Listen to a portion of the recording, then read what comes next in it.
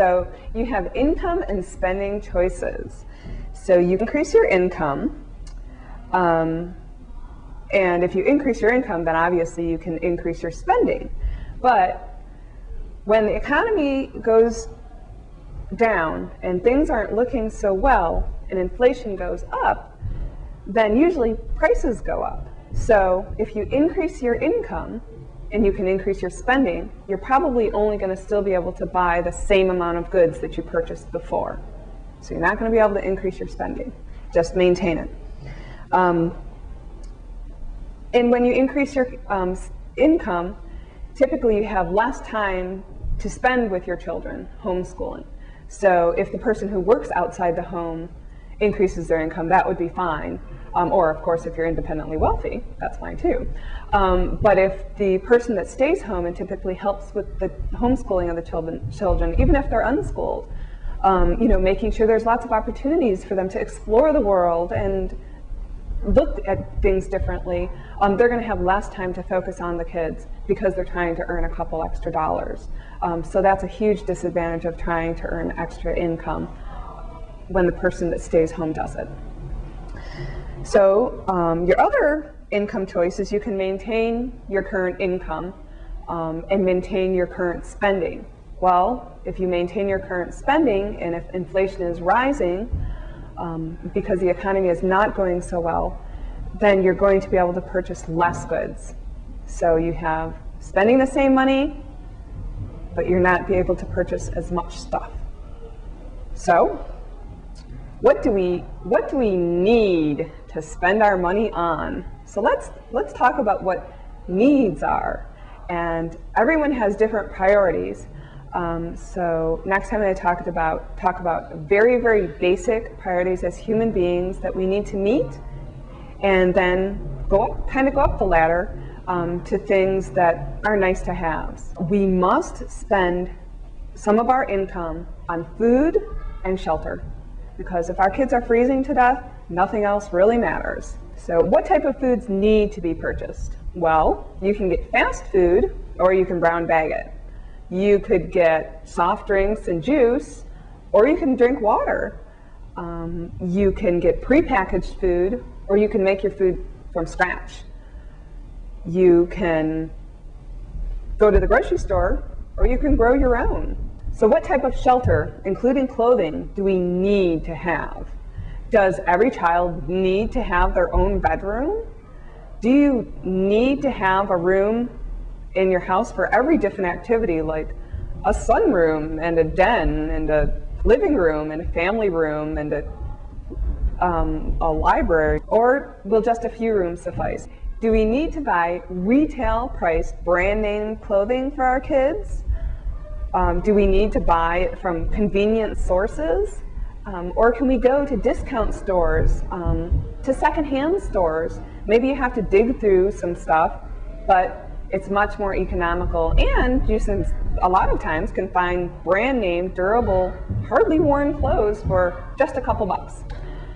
So that's a couple tips on how you can meet your basic needs for you and your family: food and shelter. So the next need that as human beings we need to meet is our safety need. You need access to medical help, so that if you need advice or care, you have some source to go to get it from. To have your being safe, you need to maintain a healthy lifestyle. That means getting adequate sleep, nutrient-dense food, and exercise. You need financial security. That's employment. So you're not worried all the time that you're going to lose your job, or you're not having to change jobs constantly.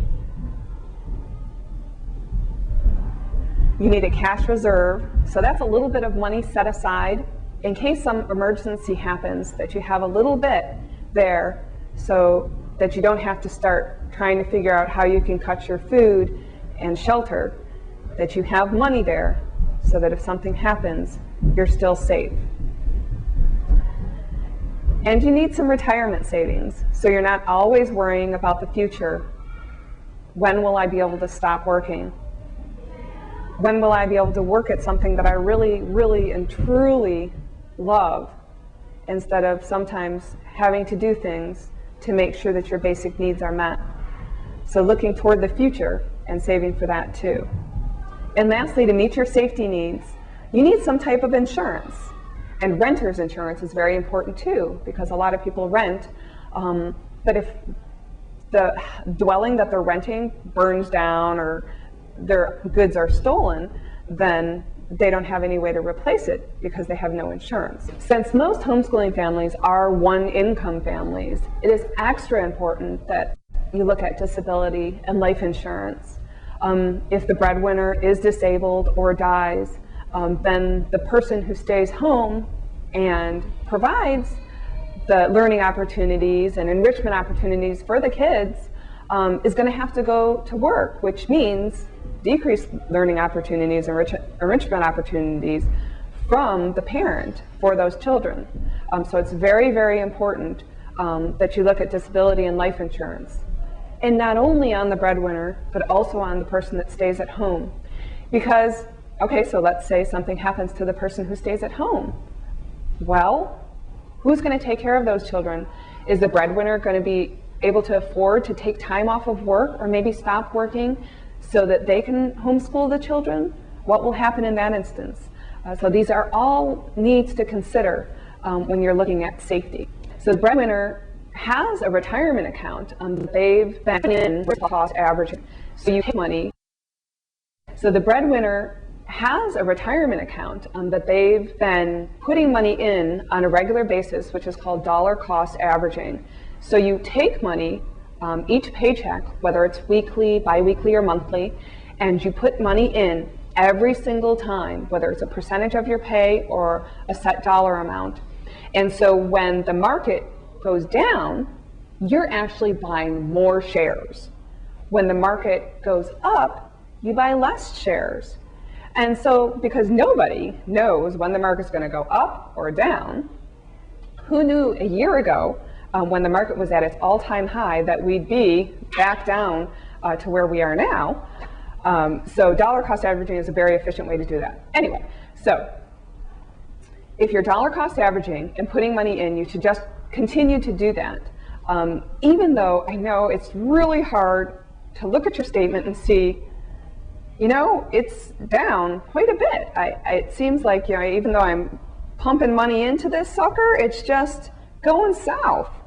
Hold on. Especially, you know, if you've got 20 years to go or 30 years to go of work, the market will turn around and it'll go down again, and it'll go back up again, and it'll go down again, and then it'll go back up. And that's just the nature of the market. It will turn around. So hang in there, keep dollar cost averaging, keep systematically putting money into your retirement accounts. And if you do that and maintain your risk tolerance, don't put it in too aggressive where you just cannot handle it and you feel like you have to pull it out, otherwise you're going to have a complete mental breakdown. So you need to make sure you maintain that risk tolerance that's okay for you, but don't stick everything in your mattress, because inflation will overtake any savings that you have. You won't be able to earn enough on your money, have your money work hard enough for you to even keep up with inflation. So you need to at least do that to work towards your retirement goals. Or just go to your employer and ask them to explain what everything is, and they'll let you know if you are dollar cost averaging, if you are systematically putting money in every pay period to take advantage of the lows in the markets. How does that relate to financial aspect of things? Maybe it's important for you to have long distance on your phone so that you can call your mom in California. Everyone needs to feel like they belong to something, even if it's just, oh, I'm a homeschooler, or I unschool, or, you know, most people want to be part of something. So you can go and you can join clubs, organizations, social groups. Churches offer most people a large group to connect with, co-ops, and other types of organizations such as that, so that you, your family, and your children can feel like they belong to a larger group.